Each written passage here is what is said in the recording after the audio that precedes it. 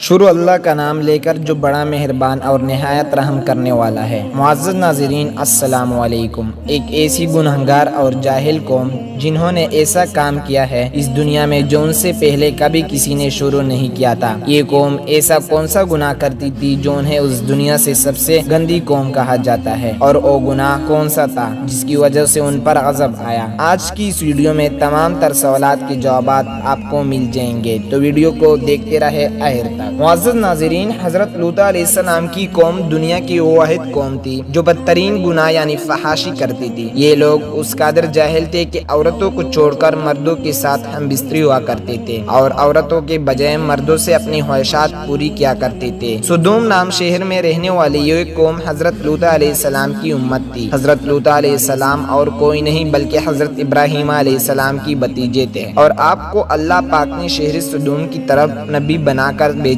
تھا۔ حضرت لوط علیہ السلام کے والد ان کی بچپن میں ہی انتقال کر گئے تھے، جس کے بعد حضرت ابراہیم علیہ السلام نے آپ کی پرورش کی۔ چونکہ آپ نے حضرت ابراہیم علیہ السلام کی بہت زیادہ خدمت کی، اس لیے حضرت ابراہیم علیہ السلام نے اللہ پاک سے دعا کی، جس کے بعد اللہ پاک نے آپ کو نبوت عطا کی۔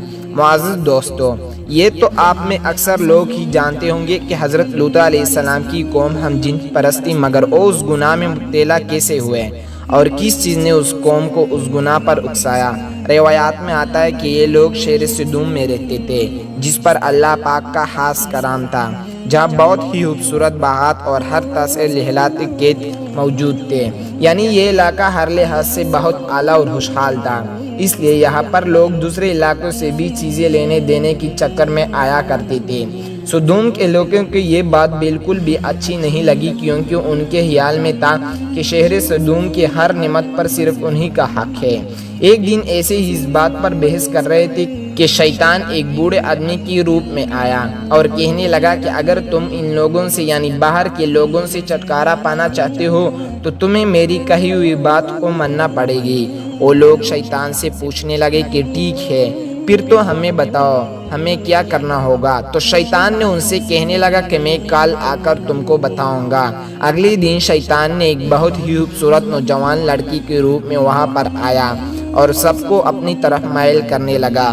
لوگ اس کی طرف اس قدر مائل ہوئے کہ اس کے ساتھ ہم بستری کر بیٹھے، جس کے بعد کہ شیطان نے ان دو آدمیوں کو سمجھایا کہ اگر تم چاہتے ہو تم باہر سے آنے والے ہر آدمی کے ساتھ ایسا ہی کام کیا کرو، تاکہ تم لوگ زمانہ میں بدنام ہو جاؤ اور لوگ تم سے ڈرے کہ جو بھی اس علاقے میں جائے گا وہ ان کے ساتھ اس طرح کا بدترین گناہ کرتے ہیں۔ معزز ناظرین، اس طرح سے شیطان نے سب سے پہلے اس سے یہ بدفعلی کروائی، جس کے بعد وہ قوم اس گناہ کی عادی ہو گئی، اور نوبت یہاں تک آ پہنچی کہ لوگ عورتوں کو چھوڑ کر مردوں کے ساتھ ہی اپنی جسمی خواہش پوری کرنے لگے۔ یہ اس شہر میں اس قدر عام ہو گیا کہ اب ہر گھر میں ہی یہ گناہ ہونے لگا تھا۔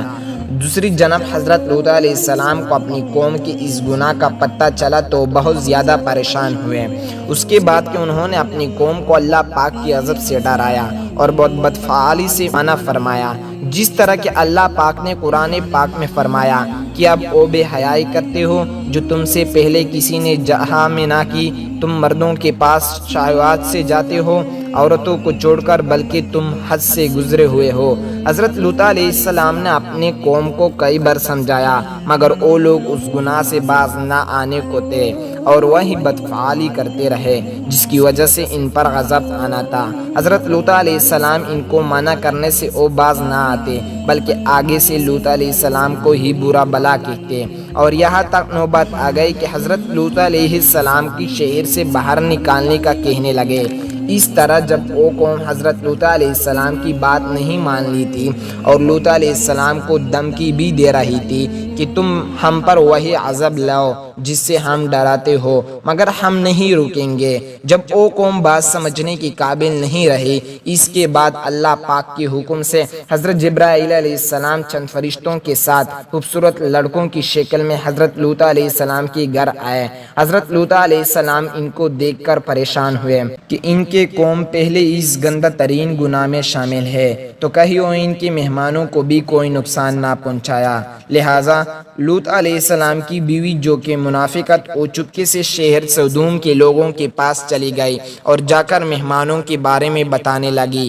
لوگ لوط علیہ السلام کے گھر کے باہر آ گئے اور مہمانوں کے ساتھ بدفعلی کرنے کے لیے ان کے گھر کی دیواروں پر چڑھنے لگے۔ حضرت لوط علیہ السلام ان مہمانوں کو کمرے میں چھپا دیا اور ہود اپنی قوم کے لوگوں کو سمجھانے لگے۔ وہ لوگ اس قدر جاہل تھے کہ کوئی بھی بات نہیں مان لیتے اور کہہ رہے تھے کہ ان لوگوں کو ہمارے حوالے کرو تاکہ ہم ان کے بعد فعالی کر سکیں۔ جس کے بعد حضرت جبرائیل علیہ السلام نے لوط علیہ السلام کو بتایا کہ ہم اللہ کی طرف سے بھیجے گئے عذاب ہے، اور اے اللہ کے پاک کے نبی، آپ اپنے اہل و عیال اور کچھ مومنین کو لے کر کل صبح یہاں سے نکل جائے گا اور کوئی بھی شخص پیچھے مڑ کر نہ دیکھے۔ چنانچہ حضرت لوط علیہ السلام نے بالکل ایسا ہی کیا اور اپنے اہل و عیال اور چند مومنین کو لے کر وہاں سے چلے گیا۔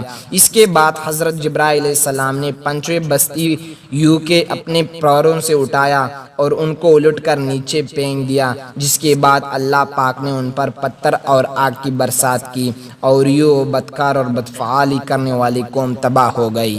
معزز ناظرین، امید ہے کہ آپ کو یہ ویڈیو ضرور پسند آئی ہوگی۔ اگر آپ کو یہ ویڈیو پسند آئی ہے تو اس ویڈیو کو لائک ضرور کریں اور ویڈیو دیکھنے کے لیے ہمارا چینل کو سبسکرائب ضرور کریں۔ اللہ پاک سے دعا ہے کہ وہ اسے تمام گناہوں سے